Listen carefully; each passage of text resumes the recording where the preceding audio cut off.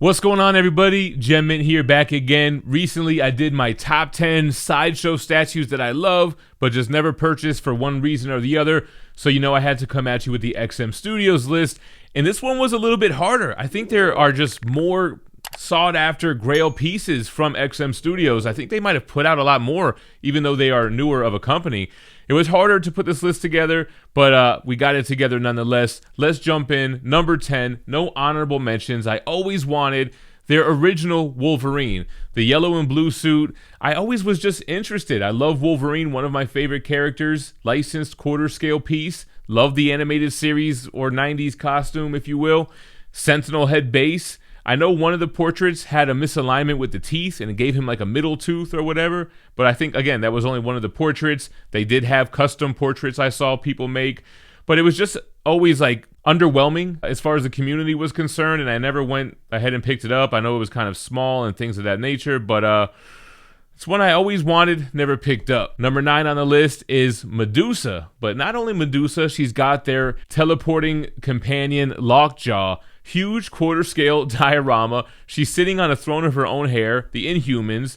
It's an older piece, ahead of its time, I want to say. I think that these will probably become more popular soon, if they can ever nail the Inhumans. But I always wanted Medusa, and number 8 on the list, they happen to fall close by. I always dug their Black Bolt. They were very innovative even back during this time because he has multiple display options where you can have him lower or higher. He can be screaming upward. He can have his spear. Black Bolt, a super powerful character, one of the Illuminati. It just kind of goes under the radar as far as statues are concerned. I'm not sure if it's just because of black costume with a kind of gray base, but I could see myself picking up Medusa and Black Bolt one of these days. Number 7 on the list is the OG Batman Samurai. Obviously, I don't collect the Samurai line. It's something that I would have had to have a lot of space to dedicate to all the Samurai pieces that they've put out. They put out a few Batman ones, the Shugo, the Shogun. One of them's on a horse. One of them, he's on the Bat Signal. This is the original one, and I think to this day, it's like the most classy piece out of this line. I love how stoic he is and how you can feel the movement in the wind with that cape. The samurai swords look great. The armor looks great. The building looks good as well. Love the mask with the whited out eyes.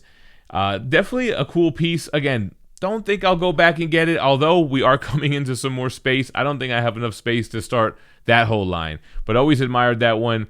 Just like number 6 on the list, which is probably the most recent ad, it's the Apocalypse, quarter scale. I think I did a reveal video and I was saying I was going to get it. I had it on pre-order, but honestly, man, the price tag, not only on the piece, but on the shipping, kind of killed it at the end of the day, and not really collecting quarter scale X-Men pieces. I have the 1/10 scale diorama setup from Iron Studios. Don't really need a quarter scale Apocalypse for the price point, but I always wanted it because it looks so cool as far as the intricacies in the base, that shiny metallic paint. I liked all the different switch outs and wanted to see which one I would, use, probably the gun forward. But Apocalypse is a nice piece, and everyone who seems to post it in the community always loved it. So kind of the one that got away for now. Moving on to number 5 on the list, we have the classic Iron Man. This has got to be the best because I think it's the only true comic book version of Iron Man that we have in 1/4 scale, at least for a licensed piece. And they have the Tony Stark switch out, they have the masked portrait, and the Ultron Sentry, defeated Sentry base. So I don't know why I haven't picked this one up. I just think it's going to be overly detailed compared to like the sideshow cap that I'm going to get. But I might get them in to try to pair them together because you got to have a little Avengers setup some way, somehow. Number 4, this is a piece that I always wanted, man. I was never even a huge fan of the character, even though I recently picked up his first Silver Age appearance. We have Namor, and I always liked it for that huge octopus base. What is it, a kraken, a squid, whatever it is. I always like the detail in the octopus with the scales, with the suction cups. The paint looks great there and on the water as well, capturing the splashing breaking points with the white paint. The blue looks amazing. And you got Namor with his huge trident. So this one I always wanted to pick up. I got to figure out how to pick it up and where I would display it that would make sense. I gotta have this thing in hand one day. Moving on to number 3, it's the only one that is not a Marvel or DC character. It is their Starscream from the Transformers line.